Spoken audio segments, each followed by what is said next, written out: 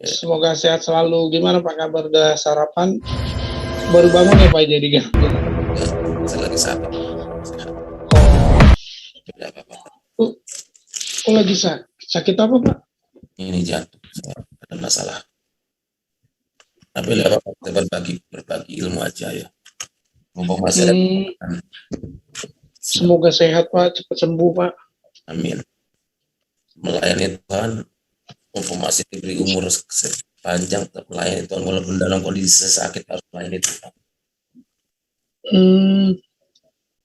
Ya, tidak apa-apa. Ya ini Mas, apa nih ada? Bang. Ya. Assalamualaikum Pak Pendeta. Waalaikumsalam warahmatullahi wabarakatuh. Dengan siapa ini? Iya. Perkenalkan saya Zulkifli Mabas, Pak Pendeta. Kalau saya nggak salah, Pak Pendeta ini murtadin ya? Iya. Murtadin dan sekarang berprofesi sebagai misionaris yang masuk ke pesantren-pesantren gitu ya. Iya.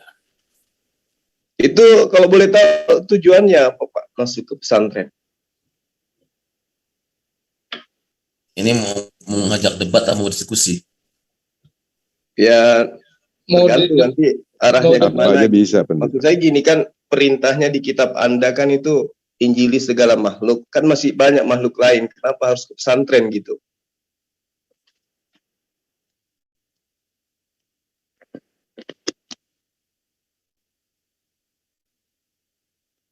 Halo? Halo Pak. Perintahnya kan di dalam kitabnya Pak Pendeta Murtadin ini, beritakanlah Injil kepada seluruh makhluk. Kan banyak kelompok-kelompok makhluk itu banyak. Ada jin, ada binatang, ada tumbuhan. Kenapa enggak itu aja dulu diinjilin Pak? Kenapa harus ke pesantren-pesantren? Nyamar-nyamar gitu. Kayak Paulus. Pakai peci. Ayo. Iya, ayo Pak Pendeta. Anda beruntung jumpa saya. Keluar itu Pak Zuma. Keluar dia mau debat tadinya. Ya, dihubungi lagi. Sampaikan bahwa saya ini adalah penginjil jalanan. Memang beliau ini jadi target saya ini. Beliau ini penipu. Beliau ini masuk ke pesantren-pesantren, ngaku sebagai ustadz, tapi pada prakteknya dia mendoktrin santri-santri, membagi-bagikan gospel kepada mereka. Dia nggak bisa lolos ini. Ini sudah lama saya cari orang ini. Penipu, licik, seperti bulus. Tolong dikejar, sampaikan bahwa saya nantang dia untuk. Ini nomornya saya share ke Gurunda. Dihubungi aja lagi, Dek. Langsung checklist dia. Langsung memblokir dia ya? Enggak ngeblokir, enggak. Tapi checklist langsung mati. Nah, itu dia ketakutan. Sudah lama saya cari ini pendeta. Kok bisa dia langsung nongol di sini ya? Enggak, iya kan saya undang. Di chat saya. Dia pikir saya nggak ada di sini kali ya. Itu nomornya, iya makanya kan dia pikir langsung aktif lagi. Saya telepon lagi ya, diam dulu beneran. Iya, dia suruh masuk, bilang ditunggu sama Bang Suma, bilang. Iya. Membahas tentang Yesus diciptakan atau tidak. Nggak usah bahas tentang latar belakangnya dia sebagai penipu. Biar saya tunggu. Biar saya telepon dulu, tunggu. Sampaikan bahwa saya nantang dia membahas tentang Yesus ciptaan atau bukan. Iya, oke siap. Berdasarkan Al-Quran dan berdasarkan kitabnya dia. Sampaikan bahwa Bang Suma tidak akan mengulas kalau Anda itu penipu. Itu gemeter langsung Gurunda. Dia pikir data-data misionaris itu nggak ada di kantong saya kali. Mungkin dia tahu. Mungkin dia tahu Pak Zuma siapa. Pasti dia ngerti itu. Dia pasti ngerti. Karena gerakan-gerakan gereja 25 tahun ke depan itu kita sudah kantongin. Iya. Tuh. Mana datang-datang pakai peci lagi. Temanya apa, Gurunda? Sampaikan, Yesus ciptaan atau pencipta?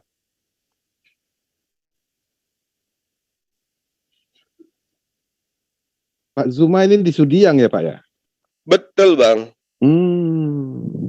Saya pernah tinggal di Sudiang itu di BPS. Saya di situ. Di mananya, di blok apa Pak? Saya mohon maaf saya live kan ini, ntar aja ya. Oh ya Saya oke siap, tulis siap, di ini. siap. Saya live kan karena tahu tadi si kuntilanak itu masuk. Siap. Langsung saya live kan karena memang dia salah satu misionaris yang ini kepedean. Ya, Iya, sering di YouTube dia. Bawa-bawa ayat. Tuh alamat saya Bang. Nggak menyangka kalau oke. undangan Bang Zion ini ada Bang Zuma. Mungkin dipikirnya link-link Zoom yang pada umumnya itu kan. Ternyata sudah Dia mau ditunggu. jualan kecap di sini. Oh, jangan dibilang. Kalau Kristen lain mah kita bisa agak sedikit sopan, tapi kalau misionaris itu harus dikulitin memang. Iya. Saya Kaget dia baru masuk ketahuan itu. saya pura-pura baik aja. Saya pura-pura baik, terus saya bujuk-bujuk dia. Tiba-tiba dia mau. Ya kan, saya telepon, kata dia mau diskusi atau apa. Ya, Sampaikan bahwa Pak Pendeta ditunggu, nanti dikirim pulsa 1 juta sama Bang Zuma bilang. Ini serius, yang penting Iya. dia mau masuk. Puluhan juga ya. Chatnya masih checklist 1 atau udah checklist 2? Akhir Zion. Dua.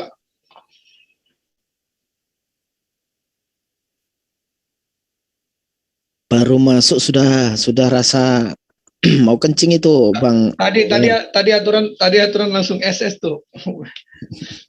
Baru masuk udah lari terbirit-birit. Saya juga baru ngeh.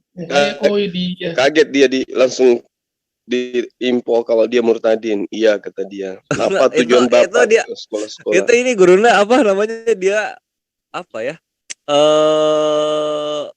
Pas disodorin murtadin ya. Dia tuh mau bohong gitu, mau bilang apa? Mau bilang iyanya tuh nggak pede gitu. Makanya ngomongnya kecil, iya katanya. Dikejar lagi, Dek. Saya masih apa? Saya masih live ini.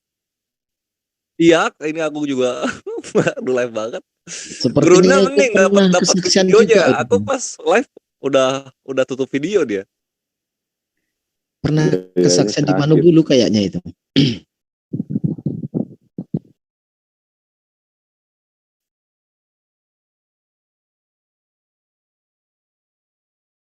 Saya sudah ngomong kalau Bapak Pendeta mau masuk, ya kan, saya siapkan pulsa 1 juta.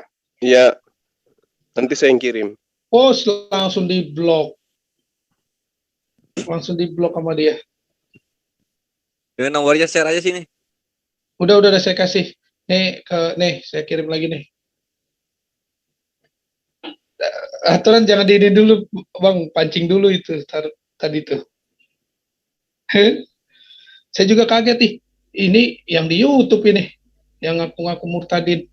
Itu udah saya kirim.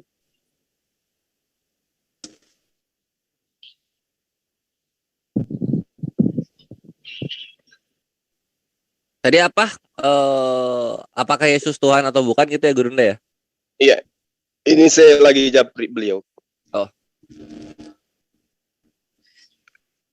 Silakan masuk. Ya, saya diblokir, gila. Oh, cepet Aduh, banget. takut sekali.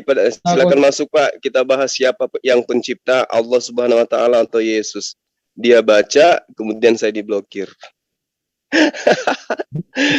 Kasihan. Jadi memang gini loh, teman-teman kita yang Kristen itu, yang Kristiani itu, yang tidak ngerti ya, yang selama ini tidak paham bahwa umat Islam itu memahami kitab mereka, itu memang dengan gagah berani selalu nantang kita dialog. Tapi yang murtad, yang paham Al-Quran, tak akan pernah berani berdialog dengan orang-orang yang paham Quran, apalagi paham tentang kitabnya. Kenapa? Karena mereka itu murtad, ya orientasinya adalah duit, fulus. Nah, seperti ini, si pendeta Yosua Muhammad Amin ini, Yasin, beliau ini adalah seorang misionaris. Dia dari pesantren ke pesantren itu kerjanya cuma menipu. Coba saya kirim ya, kirim ininya ya, videonya ya. Tunggu, bisa nggak di sini Pan? Jadi yang di My Family.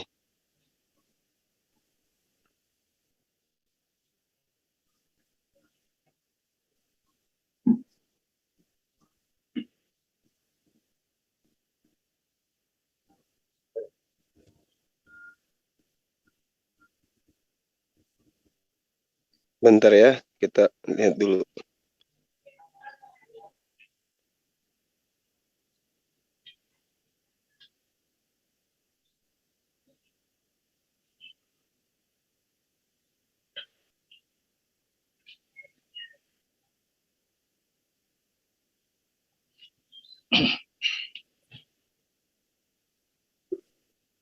Belum dengar suara Bang Zuma, dengan PD-nya buka open cam itu.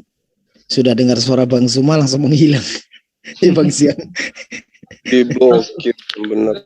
Langsung alasan sakit. Tadi dia bilang nggak apa-apa, masih bisa diskusi kok katanya. Oke Pak, makasih Pak. Begitu masuk, dengar ada gurunda langsung cabut ya. Udah tahu.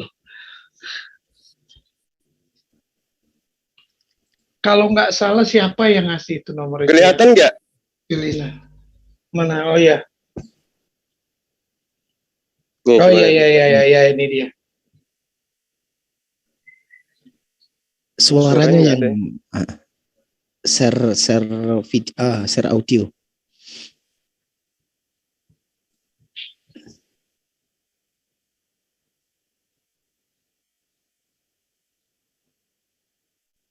Suaranya nggak ada ya? Sebelum share itu audionya dicentang Bang Zuma. Tunggu. Iya itu dia, ini dia.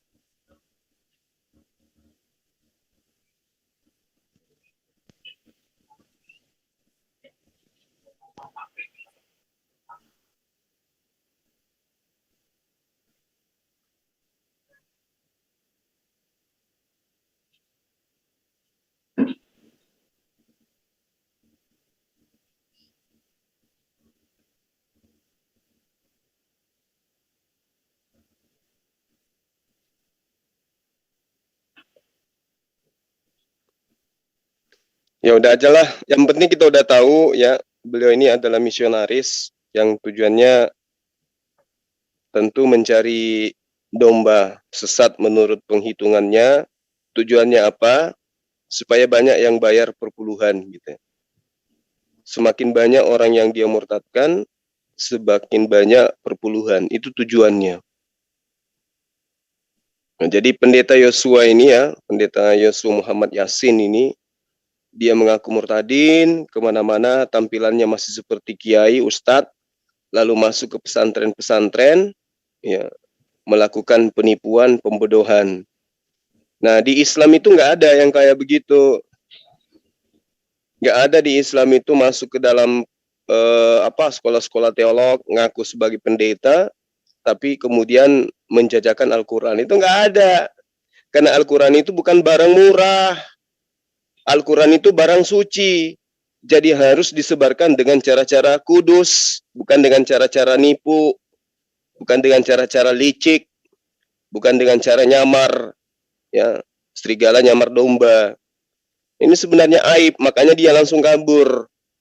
Ini supaya teman-teman paham ya, bahwa di dalam ajaran agama Islam itu tidak ada nyamar-nyamar kayak mereka ini. Nah, dia ini suka nyamar, dia suka ngaku sebagai seorang ustadz, kemudian dengan gagah berani ceramah-ceramah, lalu kemudian membagi-bagikan gospel ke santri-santri. Nah, itu cara-cara yang Ya, seperti iblis menyesatkan itu kayak begitu. Nanti ujung-ujungnya yang dia utarakan, yang dia jajakan adalah mengajak manusia itu menyembah kepada ciptaan Tuhan. Kenapa saya katakan mengajak menyembah kepada ciptaan Tuhan? Karena memang di dalam kitabnya mereka, Tuhan yang mereka jajakan itu adalah Tuhan ciptaan. Apa buktinya? Kita lihat di dalam Kolose 1 nomor 15. Apa bunyinya? Yesus adalah gambar Allah yang kelihatan, yang sulung, lebih utama dari segala yang diciptakan. Jadi Yesus itu adalah ciptaan yang lebih utama dari segala ciptaan. Kemudian di dalam Wahyu 3 pasal 14 juga diterangkan begini.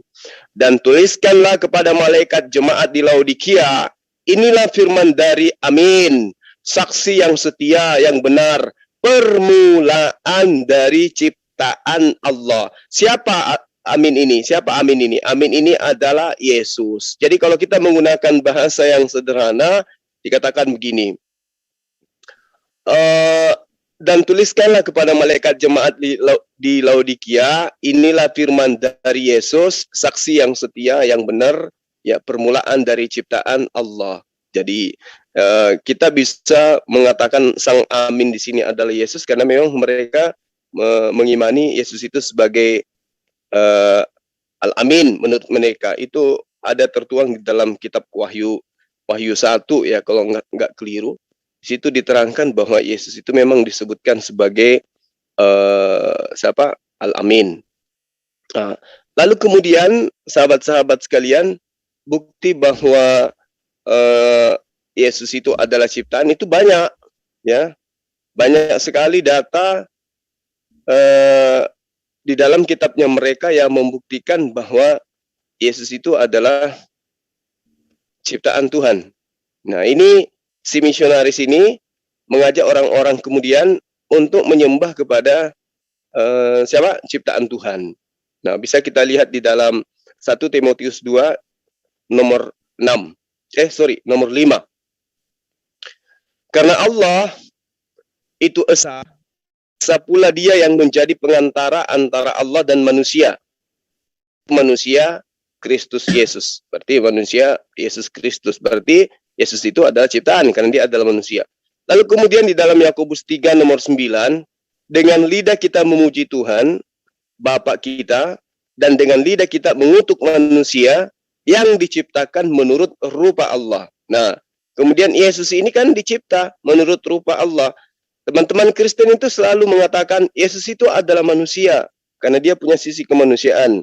Karena sisi kemanusiaan itu adalah inkarnasi dari Tuhan itu sendiri. Nah, di dalam Yakobus 3:9 itu nampar. Dengan lidah kita memuji Tuhan, Bapa kita, dan dengan lidah kita mengutuk manusia yang diciptakan menurut rupa Tuhan, rupa Allah. Nah, Yesus ini manusia serupa dengan Allah, ternyata dikutuk.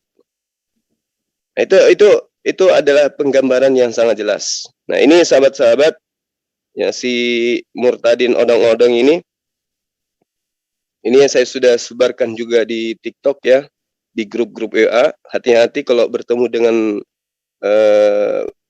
pencari nasi bungkus ini ya. Tadi begitu nongol, begitu diskak langsung kabur ketakutan. Karena tahu, oh ternyata jurus saya udah ketahuan. Ya iya dong, ketahuan. Memang cuman lu yang punya intel. Kita juga punya kale. Jadi nggak bisa lolos orang-orang kayak begini. Ya, jadi teman-teman yang ada di Padang sana, hati-hati kalau ketemu dengan orang ini yang ngaku sebagai ustadz. Nah, ini ngaku ustadz, ngaku seorang dai, ya. Tapi isi dalamnya itu adalah belut listrik yang bisa menyengat manusia, mengajak manusia menyembah kepada sesamanya manusia. Ayam aja nggak pernah menyembah sesamanya ayam. Nah, ini pakai peci, ya, baju sosokan muslim, kemudian ngajak manusia nyembah kepada ciptaan Tuhan. Gila aja sendiri, yang nggak usah ngajak-ngajak kali. Nah, jadi jelas ya kawan-kawan bahwa Tuhan mereka itu adalah ciptaan Tuhan. Itu tidak bisa mereka pungkiri. lalu kemudian terkait dengan data yang saya bacakan tadi itu, ya memang Yesus itu mereka imani sebagai amin. Yang dimaksud amin di situ adalah Yesus dalam pandangan dalam pandangan Kristen. Di Matius 11 pasal 11 itu merujuk kepada Yesus. Yohanes 3 pasal 3 itu merujuk kepada Yesus dan seterusnya. Begitu juga Lukas 23 pasal 43 di situ juga merujuk kepada Yesus. Jadi amin itu adalah Yesus. Mungkin Adinda Kores ada tambahan? Atau teman-teman yang lain? Sebelum kita tutup ya. Oke, kalau nggak ada, baik. Kita tutup saja, sahabat-sahabat. Mohon maaf ya, telah mengecewakan antum semua. Itu karena... Brunda, aku ada. Silakan deh. Ini tadi, Afwan, tadi aku ini habis. Ini dulu. Iya, lanjut. Nah ini tadi kan pas dikasih nomornya tuh si Tritung tukang sembakoisasi ini, langsung aja aku chat tuh habis Gurunda sama Gideon. Aku langsung tembak gini Gurunda. Kalau ditembak kayak gini balas dia. Cuman ya itu diblokir ujung-ujungnya. Gini baca. Mana norek? Nah, aku bilang gitu kan. Mana norek maksudnya? Mana nomor rekening gitu kan? Dialog Yesus Tuhan atau bukan sini? Beres dialog gue transfer 1 juta. Kasih link MMCI. Terus 6 menit kemudian baru dia balas. Maaf. Ini kelihatan banget bohongnya. Maaf, saya lagi kurang sehat dan saya tidak suka debat. Oke. Oke. Jadi ini yang pertama kurang sehatnya bohong. Terus tidak suka debat berarti dia kaget tadi. Dia kaget ketika kita kita interogasi, kita interogasi langsung gemeter dia. Makanya sampai ditanya Murtadin terpaksa berbohong, terus ngomong iya tapi iyanya pelan banget kayak kurang makan 3 minggu. Nah, aku punya rencana gini Gurunda. Kita diamin aja dulu, nanti kita chat lagi dia. Cuma kita bilangnya kesaksian. Nah, gitu. Pasti dia keluar. Iya. Sama kita kasihlah 500.000 lah nanti Gurunda. Saya tambahkan. Untuk mudah-mudahan didengarkan Saudara Yasin ya, pendeta ikan kering. Kalau dengar ini, saya kasih kamu 10 juta kalau kamu mau dialog dengan saya. Tunai. Transfer, via transfer. Sekali lagi, pendeta sampaikan kayak gitu deh. Sion, terus kemudian Adinda Slayer sampaikan 10 juta ya? Dari Bang Suma kalau Anda mau dialog dengan beliau. Dialog aja loh, dialog. Oke, siap. Gas.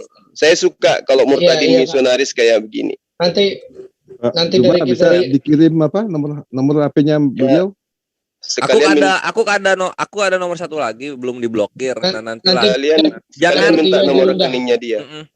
Jangan sekarang Ikhwah, jangan sekarang. Dia pasti masih shock tadi karena hampir-hampiran kebongkar gitu.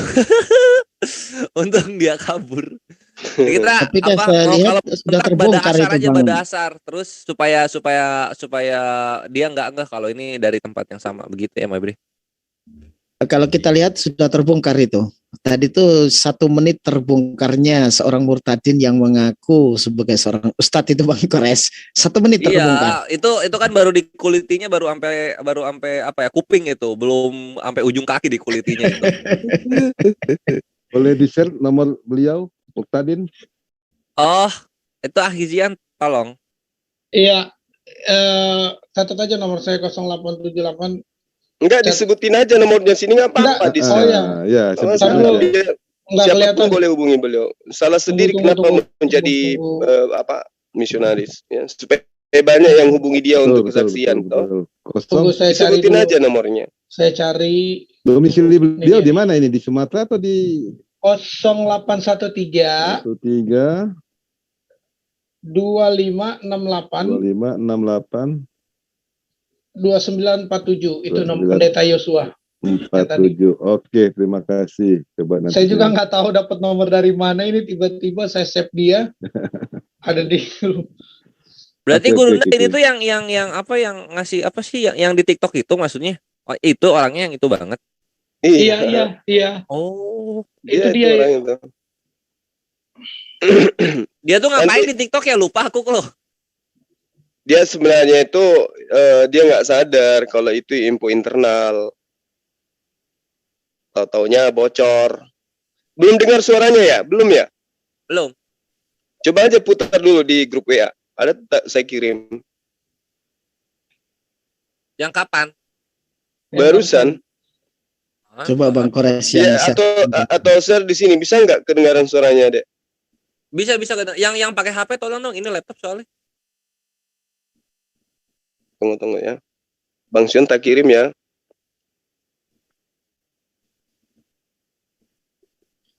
Jadi kelihatan sekali memang niatan untuk edukasi nggak ada. Memang niatannya secara terselubung menyebarkan secara apa ya, diam-diam gitu Bang Zuma.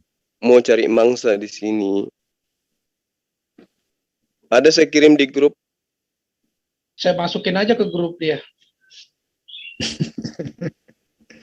WA. Biar saya masukin ke grup WA biar habis dia. Bukan itu video yang Gurunda Zuma ini kasih.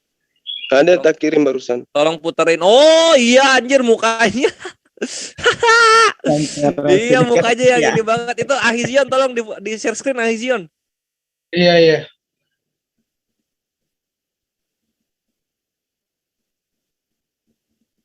Videonya kan tadi udah. Nih. Nggak bisa kedengaran suaranya di HP-ku. Ya, udah mulai keluar untuk melayani firman Tuhan.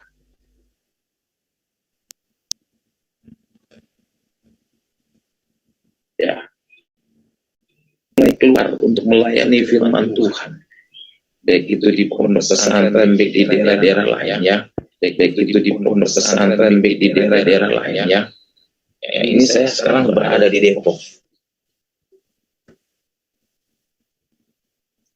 Dari Depok nanti saya pulang lagi sebentar.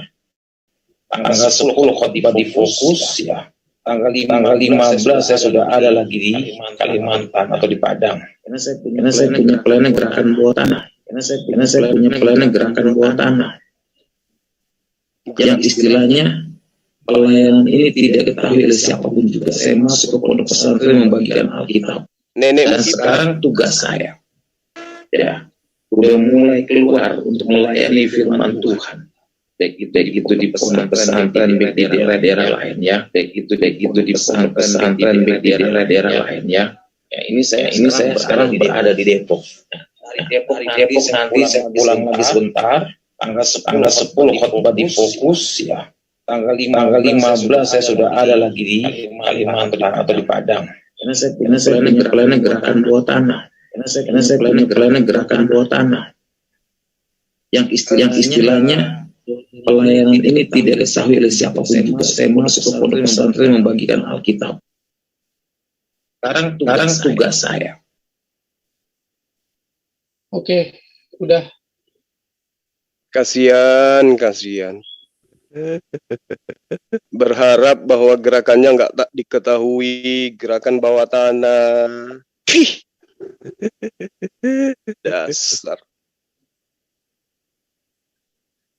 Jadi hati-hati aja ya. Membuka rencananya sendiri nih. Ya, jadi teman-teman Muslim, anak-anak saya di luar sana, adik-adik saya, ya sahabat-sahabat, jaga anak-anak kita. Ini pasukan-pasukan Dajjal itu ya kayak begini. Tampilannya seperti ustadz, mulutnya basah dengan ayat-ayat Al-Quran, tapi yang dijajakan itu adalah menyembah kepada manusia. Hati-hati. Karena itulah kemudian tolong channel-channel Muslim yang membahas tentang Kristolog itu di-share, diperkenalkan ke tetangga, ke keluarga, ke sahabat, ke kerabat, supaya tidak mudah tertipu. Karena tidak ada yang tahu umur kita ini sebagai orang yang berdiri di garda terdepan itu sampai kapan. Takutnya para kristolog itu dipanggil semua oleh Allah sampai tidak ada yang menginformasikan tentang perbandingan agama ini. Jadi saya menghimbau kepada para sahabat yang ada di live comment di semua channel Menara Muslim ya, apapun nama channelnya, tolong channel itu dibantu di-share, di-subscribe, di-like supaya teman-teman Muslim semua khususnya di negara kita ini tahu bahwa ada satu agama yang mencari penganut dengan cara-cara licik. Ya, kita dengarkan sendiri pengakuannya dan kita lihat sendiri. Begitu dia masuk ke sini langsung ketampar. Begitu saya tanya, Anda murtadin? Iya, saya murtadin. Tapi suaranya kecil karena takut. Ternyata, oh loh, kok saya bisa ketahuan? Ini siapa? Ini Bang Suma siapa ya? Kan tadi sempat dia bertanya. Yang mana ya? Suma siapa ya? Dia kan sempat tanya itu. Karena kenapa loh? Kok isi dapurnya saya kan ini pasukan bawah tanah, kok bisa ketahuan? Ini Bang Suma siapa? Belum tahu dia. Ya. Nah, lalu kemudian sahabat-sahabat, anak-anakku sekalian, adik-adik yang ada di luar sana, jangan tinggal diam berpangku tangan. Saatnya Anda belajar kristolog, saatnya Anda belajar tentang perbandingan agama. Jangan lihat dari tampilan, mereka kelihatan baik, kasih, mulutnya sopian. Tapi tengoklah, di antara mereka itu ada misionaris-misionaris kayak begini. Ngaku sendiri kan? Masuk ke pesantren-pesantren, menjadi seorang mubalik, tahu-taunya apa? Menjajakan buku teos yang kemudian dibungkus dengan sebutan Alkitab agar dianggap sebagai buku keislam-islaman. Jadi santri-santriwati itu nggak ngerti, nggak paham, tahu-taunya di luarnya itu adalah ikan, ternyata isi dalamnya itu adalah kecoa. Nah, ini yang harus dipahami oleh anak-anak saya di luar sana. Jadi untuk orang tua yang menyimak ini, tolong ya berikan edukasi terhadap anak-anak kita. Agama Islam itu agama syiar. Pertama, syiarnya menggunakan toa. Jadi semua orang bisa tahu. Ketika Allah menerangkan kemudian di dalam Al-Quran, wa ma arsalna min qablika mir rasulin illa nuhi ilaihi annahu la ilaha illa ana fa'budun. Itu jelas perintahnya. Aku Allah tidak pernah mengutus seorang rasul pun sebelum engkau Muhammad. Melainkan aku wahyukan kepada mereka bahwa tidak ada Tuhan selain aku. Maka sembahlah aku. Itu jelas. Yang ini Tuhan yang nggak pernah ngaku Tuhan. Tuhan yang nggak pernah minta disembah. Tapi dijajakan kemana-mana. Islam syiar. Tapi Islam dengan cara damai. Sekali lagi ya sahabat-sahabat. Ya, untuk sebagai bahan pertimbangan kita, siapapun yang datang kepada antum semua, siapapun dia, apapun mereknya, dengan membawa uang 5.000, dengan Indomie 1 dos, tanya kepada mereka. Di dalam Yesaya 66 pasal 23, tanya kepada mereka, siapa agama yang kemudian menggenapi, yang mewujudkan, menjadi penggenapan daripada nubuatan. Nubuatan itu ramalan Nabi. Di situ di Yesaya 66 pasal 23 diterangkan, bulan boleh berganti bulan, hari boleh berganti hari maksudnya, tahun boleh berganti tahun maksudnya, waktu boleh bergulir maksudnya. Manusia semuanya akan datang kepadaku, sujud di dalam menyembah kepadaku. Nah, itu dipraktekkan dan diamalkan oleh siapa? Hanya agama Islam. Jadi jangan tinggalkan agama yang mengajarkan sujud, karena itu sudah nubuatan dan kita yang menggenapi.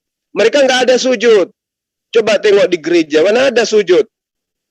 Nggak ada sujud itu di tempat ibadah mereka. Jadi jangan tinggalkan hal-hal pokok yang sudah diajarkan para nabi-nabi terdahulu yang kemudian disempurnakan di dalam pengajaran ajaran agama Islam.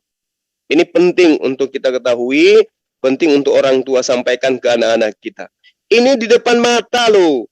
Bukan lagi isu, bukan gosip. Oh, konon katanya Bang Suma ada misionaris kayak begini, tapi kita tidak pernah membuktikan. Lah ini sudah komplit. Sudah komplit maksud saya. Kita sudah lihat orangnya sendiri, nongol di tengah-tengah kita, ngaku-ngaku sendiri, kemudian kita sudah pertontonkan videonya yang sejatinya dikonsumsi hanya internetnya mereka. Tapi karena teman-teman ada yang lihai, bocor. Dan kita bisa tahu, ternyata beliau adalah misionaris cap kampak merah. Saya kira begitu ya, sahabat-sahabat sekalian. Ya, mudah-mudahan bisa dipahami bahwa di tengah-tengah kita itu banyak serigala-serigala yang nyamar, penampilannya baik, jalannya dibuat segemulai mungkin, bicaranya dibuat sesopan mungkin, tapi ternyata dia membawa bara api yang siap membakar manusia. Jadi hati-hati aja. Sekira begitu sebagai arahan dan juga masukan sekaligus nasihat buat saya dan keturunan saya supaya berhati-hati dengan orang-orang yang tampilannya kayak tadi.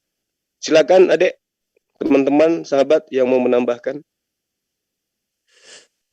Ya, aku tambahin Gurunda. Ikhwah, jadi ini kita akan lur lagi ya, akan kita pancing lagi, cuma nggak akan sekarang, nanti mungkin di sore kita pancing supaya malamnya masuk gitu. Nah, kita undang siasahnya suruh kesaksian gitu, terus nanti diwawancara. Nah, siapa tahu mau gitu kan. Biasanya berlaku itu, Adek ya, berlaku sampai akhir bulan ini ya, yang 10 juta itu. Oke, siap Gurunda. Aku eksekusi. Nah, apalagi terhitung itu kalau dilur pakai duit nggak susah mereka. Ijo matanya langsung. Nah, itu nanti kita akan undang. Bismillah, ya, siapa tahu berhasil. Benar nih, Bang Gores, kita harus alasannya dengan catatan kita bukan debat gitu. Benar-benar. Tadi aja dia mau, kalau bukan debat dia mau diskusi gitu, santai. Pasti dia mau masuk.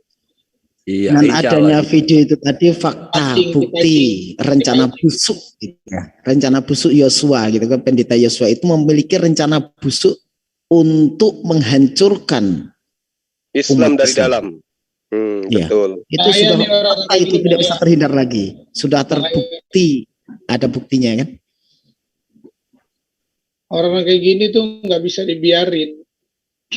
Gasak itu Bang mainnya. Iya. Sasaran mereka tuh biasanya ya kayak anak-anak jalanan, terus orang-orang yang inilah itu diinin semua, dicuci otaknya. Ini bukan lagi anak jalanan ini. Ini memang langsung masuk ke pondok pesantren dia. Iya. Memang kurang ajar. Di mana tempat pasti. Saya kalau ketemu saya ini langsung saya sunat sendiri pakai kapak. Ini udah masuk ke pesantren-pesantren menurut pengakuannya dia. Berarti ini sudah terlalu kurang ajar kan? Makanya tadi begitu masuk langsung saya kagetkan. Saya nggak tahu tuh, saya tahu kalau itu dia gitu. Tadinya awalnya nggak sengaja saya mau nyari nomor Billy Kadrun, pas saya lagi lihat, pendeta ini belum saya chat nih, coba saya chat. Akhirnya saya coba untuk ini, dia mau, baik saya akan masuk katanya. Oh ya udah Pak, terima kasih sebelumnya, saya bilang gitu kan. Itu ya, kalau tidak salah pernah memberikan kesaksian di channel Manubulu, pernah itu. Jadi memang ini musuh apa ya? Musuh yang jarang kita ketahui karena mukanya ini memakai topeng. Ya, terkadang orang-orang awam itu melihatnya hanya dari penampilan. Nah, setelah akrab, mereka dikelabui oleh niatan busuk dari pendeta Yosua ini. Itu Bang Ijan. Ya, sedikit lagi dari saya, teman-teman, anak-anakku, adik-adik yang ada di Makassar ini khususnya ya, yang di kampus-kampus, di sekolah-sekolah, atau di pesantren-pesantren, kalau ada menemukan orang-orang yang diindikasikan misionaris, tolong kontak saya, tolong hubungi saya. Saya pingin kali berjumpa dengan orang-orang kayak begini. Pingin saya aja dialog, ya. Karena saya tahu, saya yakin sekali bahwa di mana-mana itu mereka ada. Mereka memang sudah dipersiapkan untuk masuk ke dalam sekolah-sekolah, ke kampus-kampus untuk mencari apa yang mereka sebut dengan domba tersesat. Jadi mereka membuat kandang, habis itu kandang sudah ada, mereka tinggal mencari domba-dombanya. Nah, kalau ada rekan-rekan sekalian, anak-anak mahasiswa, adik-adik mahasiswa yang melihat, mencurigai ada yang kayak begini, tolong kontak saya. Jadi di channel saya itu banyak nomor HP saya kok, bahkan setiap konten itu pembangunan masjid itu nomor HP saya langsung. Jadi kalau antum semua chat nomor itu bicara dengan saya, itu bukan melalui admin. Ya, itu nomor Excel saya pribadi. Jadi kalau misalnya ada mendengarkan informasi-informasi tentang gerakan-gerakan apa namanya yang dia sebut tadi gerakan bawah tanah, ya mohon supaya minimal chat ke saya, Pak, di sini ada mencurigakan. Nah, nanti tim saya akan mencoba untuk mendekat ke TKP. Nah, itu nomor saya itu nomor saya, bukan nomor admin. Ini nomor saya langsung. Jadi teman-teman ketika jumpa dengan saya itu saya selalu bawa 2 HP. Nomor ini nomor saya juga, bukan nomor admin. Jadi kalau chat di situ, Bang Suma, apa kabar? Itu saya sendiri yang jawab, bukan admin. Itu saya sendiri. Saya kira begitu dari saya. Ya, silakan dilanjutkan. Sedikit nambahi Bang Zuma, untuk netizen yang kebetulan mungkin tidak terpantau dari channel Ustadz Zulkifli M. Abbas, yang kebetulan di channel saya ada nomor HP Bang Zuma ini di deskripsi saya, bisa dilihat itu. Jadi tidak susah untuk mencari nomor HP Bang Zuma ini, yang mungkin kadang-kadang kita tidak tahu ya. Kalau belum paham, ada running text di situ, ada nomor HP saya, bisa kita nanti terhubung. Siapa tahu nanti yang kebetulan memantau dari channel saya bisa langsung dihubungi. Ya, hanya saja teman-teman yang sudah mengcopy nomor saya itu jangan asal japri juga. biar masalah sendalnya putus. Bang Suma, sendal saya putus. Ya, kayak mana coba mau dibalas? Yang kayak begitu. Sementara yang balas itu ada ribuan manusia. Iya, ngechat kayak begitu. Bang Suma, saya mau curhat dong. Semalam saya digigit nyamuk, terus ada benjolan. Jangan yang kayak begitu. Yang berkaitan dengan kristolog, berkaitan dengan misionaris, berkaitan dengan perkembangan mu'alaf, dengan perkembangan masjid, perkembangan TK, terus kemudian ada teman-teman muslim yang butuh bantuan, baru komunikasinya. Tapi kalau masalah jodoh, masalah perasaan, masalah percintaan, saya bukan biro jodoh. sampai ada yang mau kasih saya emas 3 kilogram, kan luar biasa itu. Ya saya bilang alhamdulillah, syukur alhamdulillah. Tapi untuk saat sekarang kita masih fokus untuk memberikan edukasi tentang keyakinan, tentang agama. Bukan masalah jodoh dulu lah, gampang lah itu. Ya, saya kira begitu sahabat-sahabat. Pak Zuma, panaiknya besar kalau Pak Zuma tuh. Ada yang mau kasih 3 kilogram emas, we. Bayangkan. Panaiknya besar, Pak Zuma. Jadi kalau yang pendeta tadi mau, ya nanti tak kasih 1 kilo, tapi emas rohani. Mantap. Iya. Oke, lanjut teman-teman. Syaratnya ada Bang. Harus berani jadi kiper untuk bolanya Bang Zuma gitu. Pak Kintaki. Itu orang Makassar sekarang lagi bilang Pak Kintaki, gitu katanya. Itu artinya Gurunda. Artinya apa tuh? Apa ya? Saya juga bingung. Bukan Dewako ya? Bukan Dewako, tapi Pak Kintaki. Iya. Ayo gas, lanjut lagi. 20 menit lagi kita pas 1 jamkan saja ini. Oh iya, Gurunda, ini ada dari orang Hindu ini. Ada ngejapri bangsa 500 kali nih. Yang kemarin itu. Nah iya, Ahion sambil linknya share-share aja. Kasih terhitung yang lain masuk. Ini saya share sambil nunggu Pak Lamsen. Janji Pak Lamsen kan hari ini dia akan mendiskusi dengan Gurunda. Dengan tema apa itu? Terakhir Gurunda, tunggu saya lihat nih. Pak Lamsen sendiri yang minta tema. Dia bilang apa ya? Tunggu ini saya lihat japriannya. Diskusinya terakhir kali saya bilang sama Abang, temanya kalau nggak salah inian Yesus, masih tentang Yesus.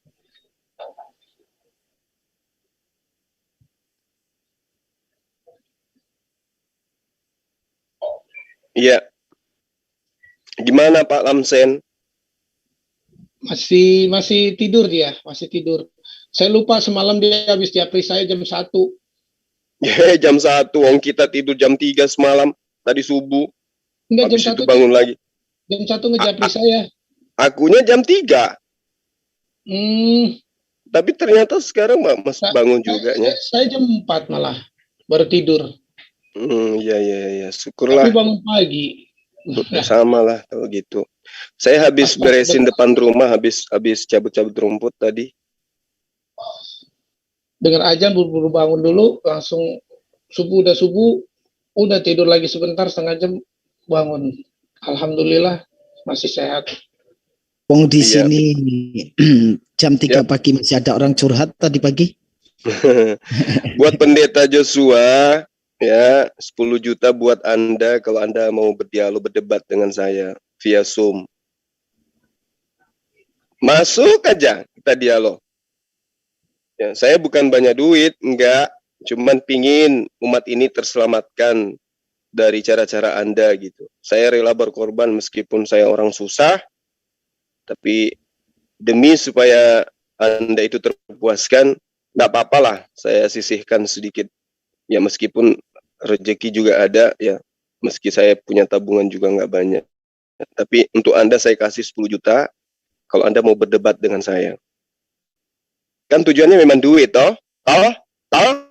Daripada Anda mutar-mutar Kalimantan, Sumatera, Papua, capek, Anda tinggal duduk depan HP atau depan laptop, kita dialog, kasih nomor rekening, saya transferkan.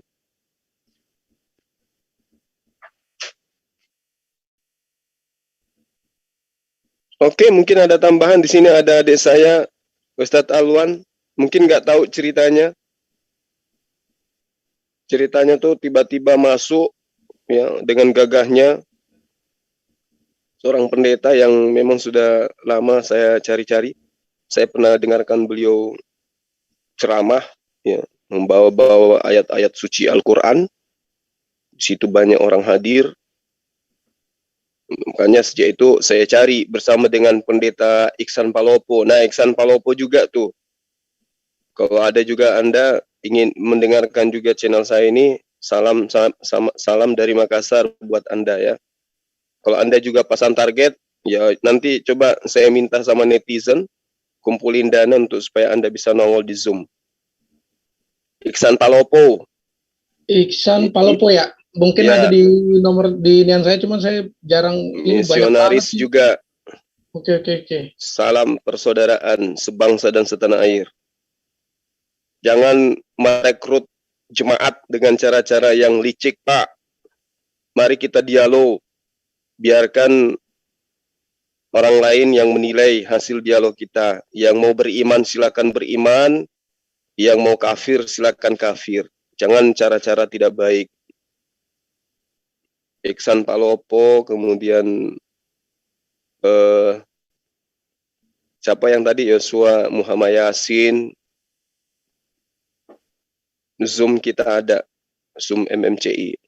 Silakan masuk, kita berdebat atau berdialog membahas tentang keyakinan. Oke, silakan dilanjutkan sahabat-sahabat sekalian. Antinda Kores, lanjut. Ya. Nah gitu Iva ya. Tolong di-share kalau misalnya menemukan apa namanya? Menemukan oknum-oknum yang melakukan sembakoisasi, tolong di-share langsung ke Gurunda gitu. Share langsung ke Gurunda nomornya. Terus Iva silakan bantu demi agama Allah, bantu nego supaya dia mau berdialog gitu. Jangan dikasar-kasarin, dibaik-baikin aja. Soalnya nanti dikulitinya itu bagian mengkuliti, bagian bikin malu, bikin aibnya itu biar Gurunda Zuma dan Rasidun Army, ntar itu bagiannya. Karena akan kita bawa ke Zoom. Kalau misalnya alhamdulillah Allah mudahkan hingga dia bisa masuk ke Zoom, lalu terjadi pengkulitan, ini kan nanti abadi, nah, kan abadi nanti di YouTube ada itu videonya.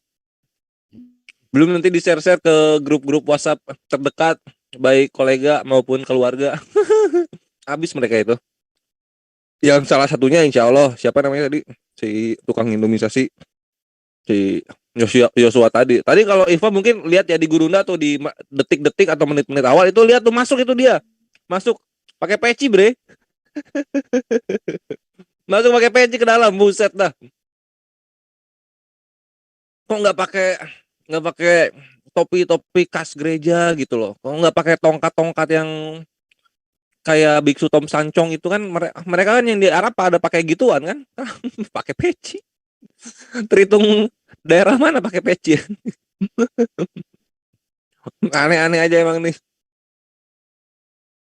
Itu jatuhnya udah apa ya? Udah C5 C6 gitu sih itu jatuhnya. Nah, Tapi ini mantan ustadz tuh. Coba saya share videonya. mantan apa? Mantan Itu ustadz. orang yang pernah kesaksian bahwasanya dia punya niatan untuk membakar gereja. Nah, ini. Mantan ustadz. Coba gimana coba Akhi, coba tolong diceritakan. Suaranya nggak keluar, Bang.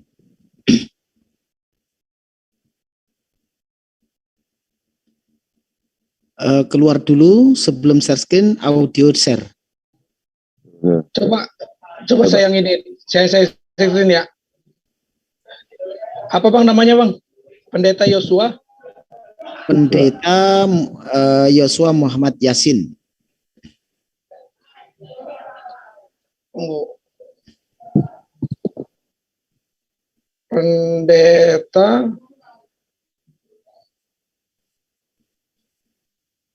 Pendeta Muhammad Yosua Muhammad Yasin. Ustadz jadi pendeta. Mantan Ustadz Yosua Muhammad Yasin. Biar sekalian saudara-saudara kita lebih tahu apa yang ini ya, sepak terjangnya Muhammad Yasin ini ya. Oke.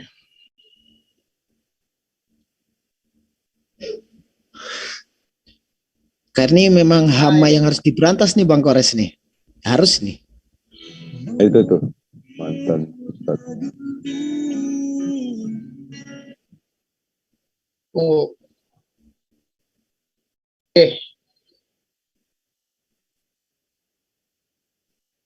Break to love yourself. Ini Valentine versi gue. Ada break, ada KitKat. Dulu iklannya. Saya kenalkan nama saya terlebih dahulu. Nama saya Pendeta Yosua Muhammad Yasin. Nama Yosua adalah nama baptisan saya. Ketika saya mengenal Yesus sebagai Tuhan bersama saya pribadi. Latar belakang saya dulunya bukan seorang Kristen, tapi saya mantan seorang guru agama Islam. Yang puji Tuhan, alhamdulillah. Sekarang sudah menjadi pelayan Tuhan, amin. Saya seorang gembala sidang sekaligus penginjilan di KPM 4 GPDI. Rohani saya Om Jono Menta, beliau yang bimbing saya ketika saya kenal Tuhan, ketika saya bertobat, beliau yang mengarahkan saya, yang selalu membina saya. Dan puji Tuhan, berkat beliau, berkat Tuhan Yesus, saya bisa menjadi seorang hamba Tuhan. Alhamdulillah. Bapak Ibu yang dikasih dalam Tuhan, saya berasal dari suku Sunda, Citayam ya, daerah Bogor. Saya dibesarkan di lingkungan keluarga Muslim. Ayah saya seorang kiai. Saya termasuk anak terakhir dari istri nomor 5. Bayangin saudara. Jadi kalau masih satu itu belum sunnah Rasul. Jadi kalau istri sudah 5 itu termasuk hebat sunnah Rasul. Amin. Jangan diaminin. Bapak Ibu yang dikasih oleh Tuhan, dari usia 6 tahun itu saya sudah dimasukkan madrasah ibtidaiyah. Madrasah ibtidaiyah tamat saya masuk sanawiyah tamat saya masuk aliyah tamat saya masuk IAIN Jakarta.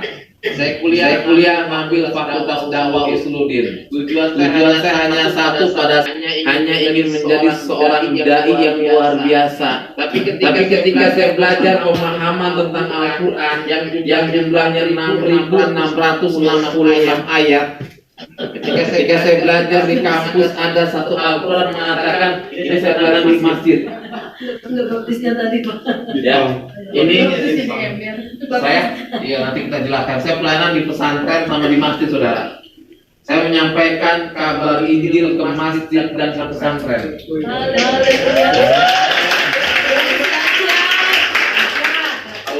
mau resiko mati ini dia. Kenapa? Karena saya bilang sama pribadi saya nggak takut mati buat Kristus. Saya nggak mau takut mati buat Kristus nih. Ya, saya pelayanan di pondok pesantren dan juga di masjid-masjid yang orang bilang adalah edan. Tapi saya bilang bagi saya nggak ada edan, betul. Kenapa? Karena mereka perlu yang namanya keselamatan. Mereka perlu yang namanya Injil. Bukan hanya di gereja tapi di masjid juga perlu Injil. Betul. Ya, mungkin sudah lama orang Kristen dengar Injil udah lama, tapi mereka pun perlu Injil, betul kan? Tahun 2000 saya kenal Tuhan. Kenapa? Karena saya dulu peristiwa pembakaran gereja yang ada di Citayam.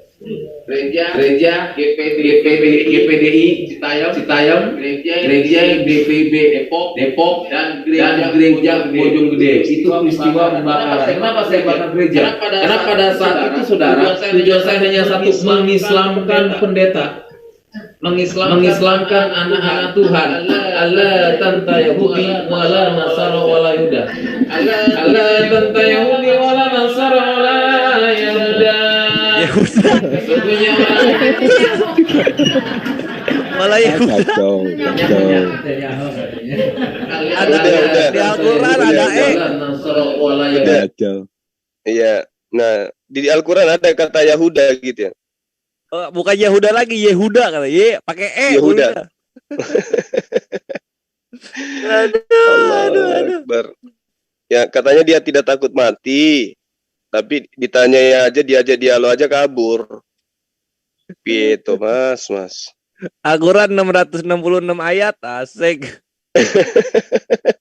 Dia ada seorang kiai katanya.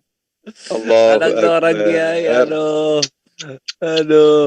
Anak kiai istrinya 5 katanya, buset ini. Anak dari istri kelima, berarti anak haram dong, Pak. Ini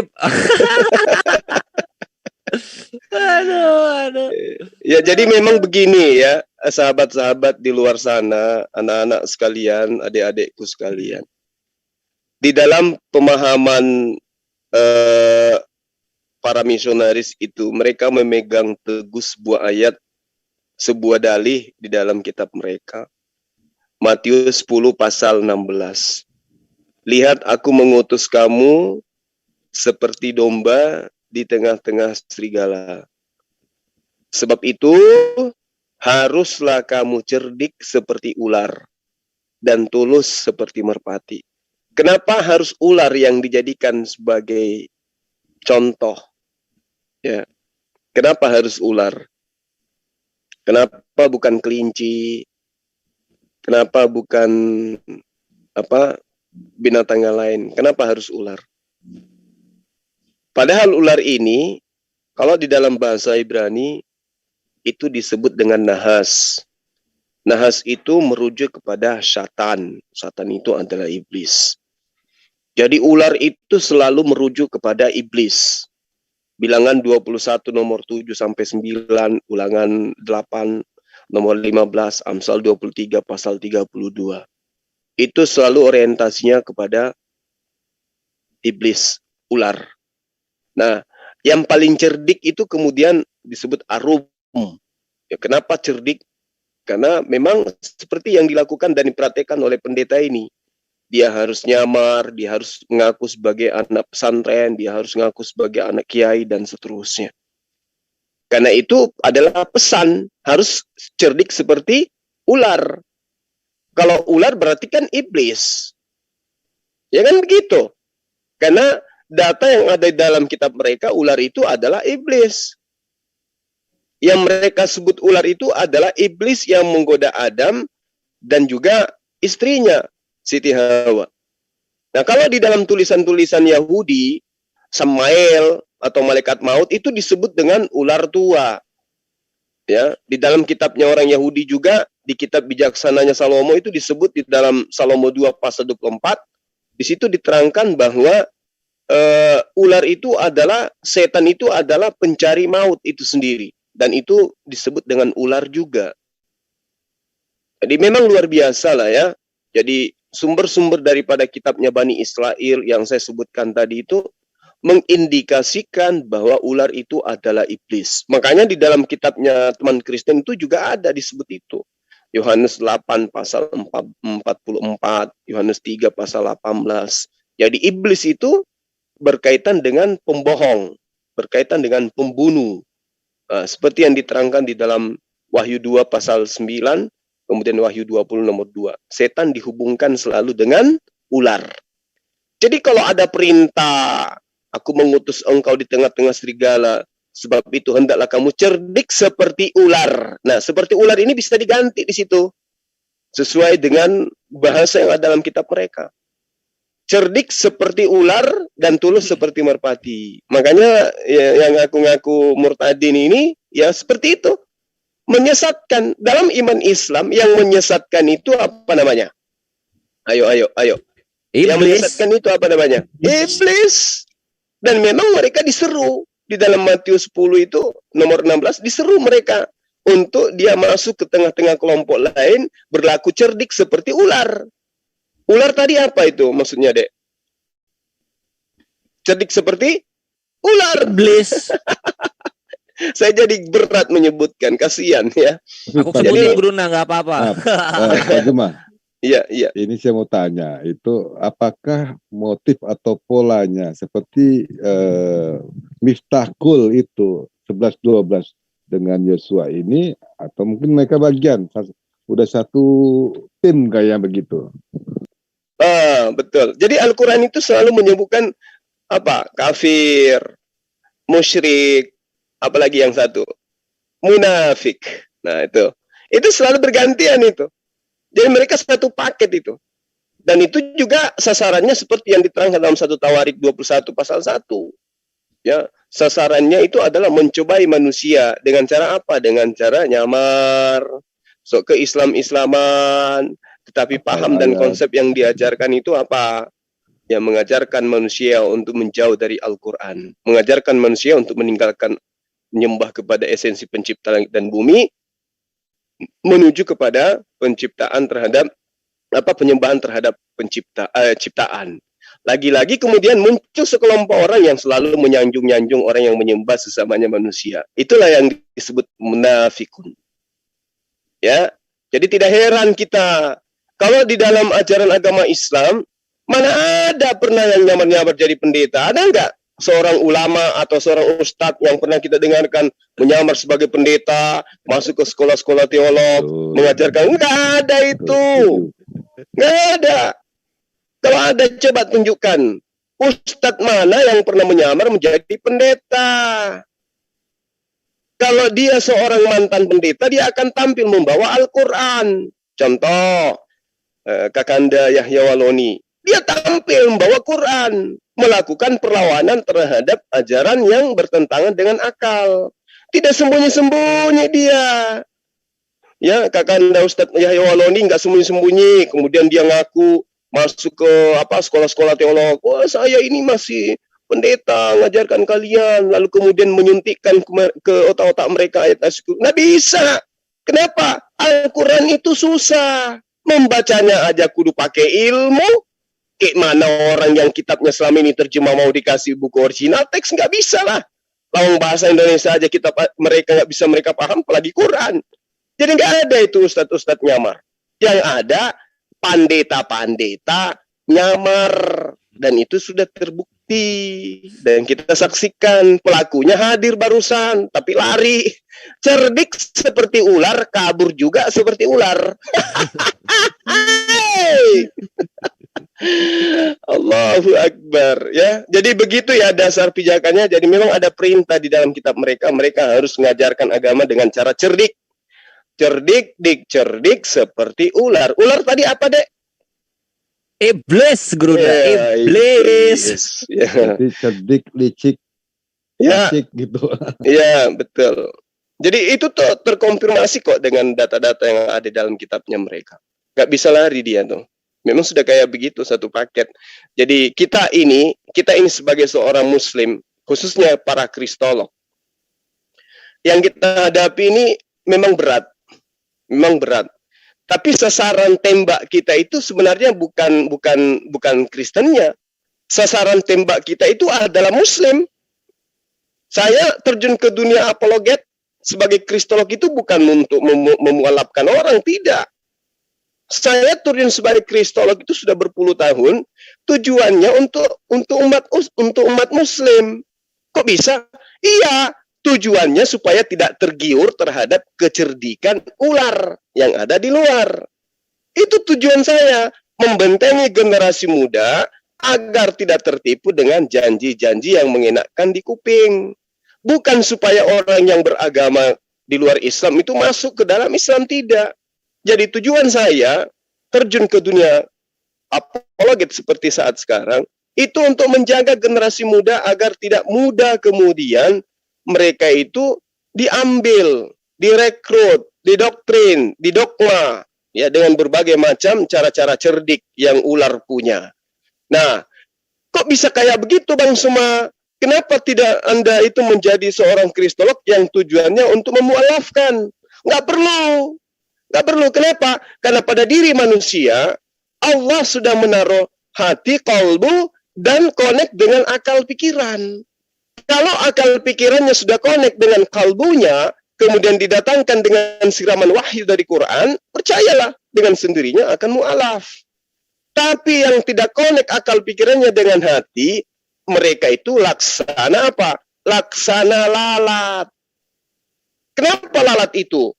Lalat itu di tengah-tengahnya, di sekeliling mereka itu ada bunga yang harum semerbak, ada parfum yang begitu harum. Tapi yang dipilih apa? Sampah.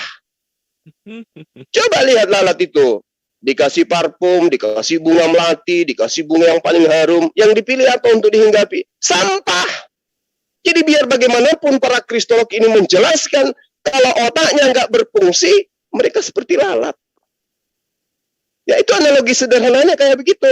Jadi kristolog itu tujuannya tidak tidur, tidak istirahat, meninggalkan kegiatan lain. Demi untuk apa? Demi untuk membentengi umat. Bukan untuk mencari umat luar masuk ke dalam Islam. Tidak, salah itu. Tujuan para kristolog itu membentengi umat supaya tidak mudah ya tertarik oleh kecerdikan si ular. Itu loh maksudnya kami ini terjun ke dunia apologet. Nah, karena itu tadi dasarnya susah untuk mengislamkan orang, susah Pak. Gimana coba bayangkan? Ada orang yang sudah bergaji jutaan rupiah per bulan, dikasih fasilitas, kasih kendaraan, dikasih apapun yang mereka butuh. Kemudian kita datang, memaksa dia keluar dari tempat pekerjaannya kepada tempat pekerjaan yang ribetnya minta ampun, susahnya minta ampun, dan tidak diupah. Kira-kira ada yang mau terima? Enggak lah. Ada enggak? Enggak ada. Jadi hanya Allah yang punya hak memberikan sebuah hidayah kepada seseorang, itu enggak ada itu. Di sini sudah enak kok. Orang cuma 1 kali seminggu ya menyanyi-nyanyi. Wah, kok aja saya ke situ. Susahnya minta ampun, ribetnya minta ampun. Malah ada yang mau. Jadi kami itu terjun ke dunia apologet. Tujuannya itu untuk membentengi umat semata-mata. Bukan untuk menjadikan orang itu mu'alaf. Nah, kalaupun kemudian ada yang tersentuh, lalu kemudian ingin menjadi mu'alaf, itulah yang disebut hidayah. Jadi Islam itu nggak bisa dipaksakan, nggak bisa. Yang tadinya gajian 10 juta, kemudian mereka dikasih fasilitas, enak dia. Mereka hanya mengatakan di mulutnya, Yesus itu Tuhan, kemudian dipercaya dengan sepenuh hati. Selamat! Masuk ke dalam sorga. Kedua, mereka itu poinnya sudah jelas, seperti yang saya urai beberapa saat yang lalu. Apa itu? Mereka sudah dibebaskan dari segala ketentuan. Ketetapan-ketetapan Tuhan di dalam Ulangan 4 pasal 2, Amsal 30 pasal 6, bahwa tidak akan boleh ada orang yang melanggar, menambah, mengurangi firman Tuhan. Tapi mereka apa? Dengan matinya Yesus, ketetapan-ketetapan Tuhan yang tadinya merupakan hukum Tuhan, berupa perintah dan larangan, itu dianggap semu, dianggap sebuah kutukan. Karena itu kemudian harus ada yang menebus mereka dari ketetapan-ketetapan itu. Biar ketetapan itu terkubur supaya mereka bebas dengan slogan imani Yesus sebagai Tuhan pencipta langit dan bumi, engkau akan diselamatkan. Selesai. Itu nggak kayak begitu konsepnya. Kami muncul kemudian mengajarkan bahwa perintah sesungguhnya itu adalah jika hidup keberagamaanmu tidak lebih sempurna daripada ketetapan yang pernah kuwahyukan kepada nabi-nabi sebelum engkau ya Muhammad, maka umatmu tidak akan masuk ke dalam jannah. Itu jadi hidup kesempurnaan itu harus berlandaskan terhadap ketetapan Tuhan. Kita sholat ada perintahnya, kita wudhu ada perintahnya, kita zakat ada perintahnya, kita silaturahmi ada perintahnya, kita tidur ada perintahnya, kita bangun tidur ada perintahnya, kita makan, kita mau makan dan seterusnya ada perintahnya. Itulah yang disebut hidup di dalam kebenaran. Semua tertuntun oleh wahyu, bukan asal-asal. Dengan matinya Tuhan di atas tiang salib, maka kita dibebaskan dari aturan-aturan dan dimerdekakan dari kuk penghambaan. Wih, hebat. Bebas dong. Bebas. Nggak ada lagi yang diatur lagi, nggak ada. Makanya aku bilang, teman-teman yang mau jujur menyikapi akal kalbu, membahas tentang perbandingan agama, kalau mendudukkan akal dan filter hati di dalam menerima penjelasan-penjelasan kita melalui Al-Quran, melalui kitabnya mereka, insya Allah hidayah itu datang. Tapi itu tadi, kalau dia masih hidup laksana lalat, seharum apapun pengajaran yang kita sampaikan, dia lebih senang terhadap habitatnya sendiri yang suka terhadap SAMPAH, sampah. Sekira begitu, silakan ditambahkan. Makasih. Perlu banyak Silakan Tafadol. Perlu banyak belajar nilai-nilai dasar perjuangan NDP ini. Sama Pak Zuma ini saya.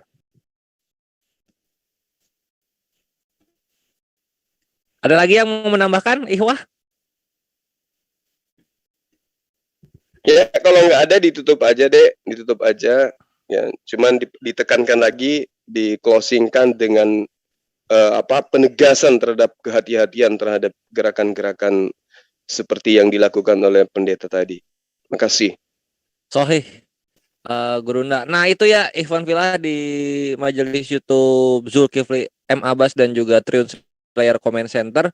Semoga apa yang dinasihatkan oleh Gurunda kita semua, yaitu Gurunda Zuma, bisa membangkitkan giroh kita gitu untuk semakin peduli ketika terjadi maksiat terhadap akidah yang kita imani, terutama para tritung-tritung tukang sembakoisasi ini, tukang indomisasi ini gitu. Nah, kalau misalnya ketemu mereka gimana, Ikhwah? Langsung kontak Gurunda. Langsung minta, maksudnya gini, minta nomor HP-nya, undang ke Zoom, kasih nomor Gurunda Zuma. Begitu. Nah, biar kami di sini, Gurunda tentunya dengan pimpinan Gurunda, yang akan menguliti dia habis-habisan. Dan insya Allah menjadi baliho media sosial gitu kan, sampai ke generasi-generasi berikutnya itu akan ada terus gitu.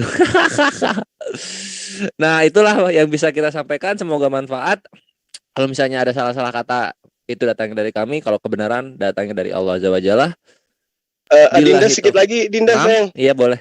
Sedikit lagi, saya lupa ya, kepada teman-teman, sahabat-sahabat saya yang ada di Kota Makassar ini, insya Allah hari Senin ya, lusa kita MMCI itu peresmian sekolah ya, peresmian sekolah yang didirikan, yang dibentuk murni dari MMCI ya, berkat bantuan para netizen semua. Insya Allah hari Senin depan tanggal 21 Februari 2022 itu kita akan peresmian TK Islam Nur Maulida. Jadi kepada para sahabat-sahabat yang ingin atau punya cita-cita generasi berikutnya itu menguasai, setidaknya memahami ilmu kristolog, ya, mereka menjadi pribadi-pribadi yang tangguh terhadap membentengi umat. Silakan daftarkan anak-anak sahabat di sekolah kami.